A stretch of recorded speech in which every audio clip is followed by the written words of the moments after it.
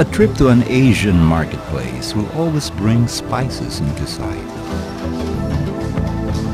Whether it is a bundle of garlic and onions or a handful of pepper, spices are a perpetual fixture amidst fruits and meat. They cost pretty cheap too, for a dime apiece.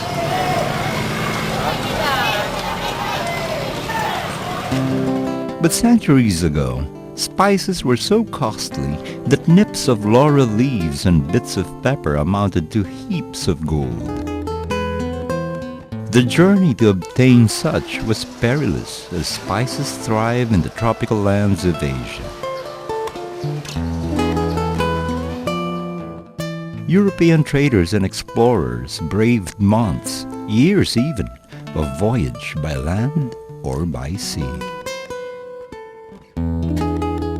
To understand why men risked their lives and wealth for spices, it should be noted that food in temperate regions was hardly palatable.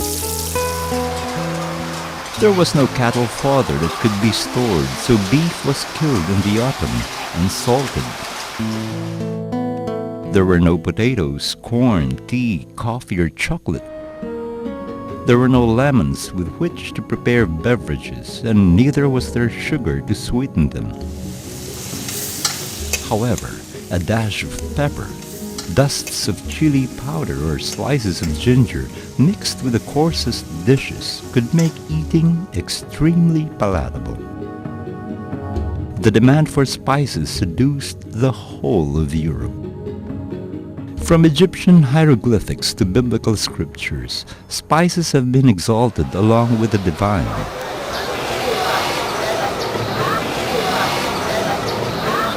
The trade routes of antiquity were plotted by caravans, with as many as 4,000 camels bearing spices and the rich merchandise of the East, from Goa, Calicut, and the Orient, to spice markets in Nineveh and Babylon, Carthage, Alexandria, and Rome. The route from Gilead to Egypt was part of the Golden Road to Samarkand, traveled for hundreds, almost thousands of years, bringing pepper and cloves from India, cinnamon and nutmeg from the Moluccas, also known as the Spice Islands, and ginger from China. Tales of the eastern exploits of a Venetian traveler named Marco Polo left Westerners with an insatiable lust for the unexplored Far East. Seafaring nations such as Portugal and Spain gained a head start. In the 1500s, Spain sent Portugal-born Ferdinand Magellan out on an expedition to the Moluccas, but he was killed in the Philippines. Two of his boats managed to reach the Moluccas. However, one was wrecked there. Only one boat was able to stock up on spices good enough to pay for the entire expedition, plus profits for trade. During the Middle Ages, a pound of ginger was worth the price of a sheep. A pound of maize would buy 3 sheep or half a cow. Cloves cost the equivalent of about $20 a pound. Pepper, always the greatest prize, was counted out seed by seed. People had to have their pockets sewn up to make sure they didn't steal any spices. In the 11th century, many European towns kept their accounts in pepper. Taxes and rents were assessed and paid in this spice, and a sack of pepper was worth a man's life. Onions, garlic, ginger, pepper.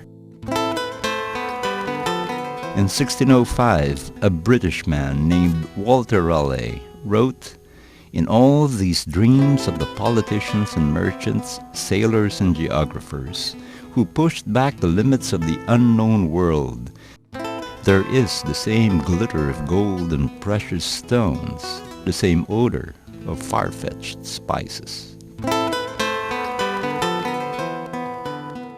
The scents and flavors of spices did not only tease palates, but also sent souls into an out-of-body experience. Who would have imagined that a handful of these left Europe spellbound and hungry for more?